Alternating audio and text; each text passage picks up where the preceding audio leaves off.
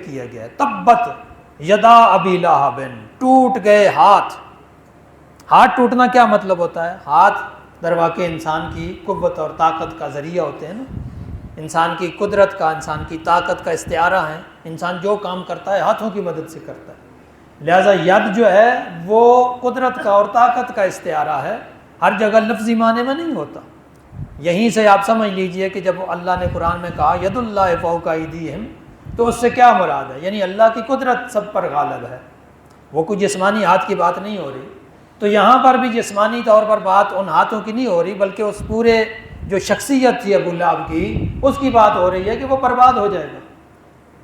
اور خاص جو نقطہ ہے کہ یہاں پر ماضی کے صیغے میں بات ہو رہی ہے، حالانکہ ابھی ابو لہب تو چل پھر رہا ہے ٹھیک ٹھاک، لیکن کیا کہا جا رہا ہے؟ ٹوٹ گئے ہاتھ ابو لہب کے۔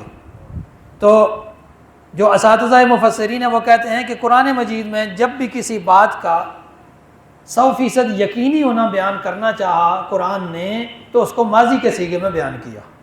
چنانچہ قیامت کے آنے کو بھی قرآن نے ماضی کے صیغے میں بیان کیا، اقتربت الساعہ، قیامت قریب ہو گئی۔ یہ نہیں کہا کہ قیامت آئے گی، کہا قیامت آ گئی۔ کیوں؟ اس لیے کہ اس کا آنا اتنا یقینی ہے، جیسے ماضی میں کسی انجام پانے والے واقعے کا ہونا یقینی ہوتا ہے، ایسے ہی اس کا ہونا یقینی ہے۔ تو اسی طرح کہا گیا کہ اس کا برباد ہو جانا یقینی ہے۔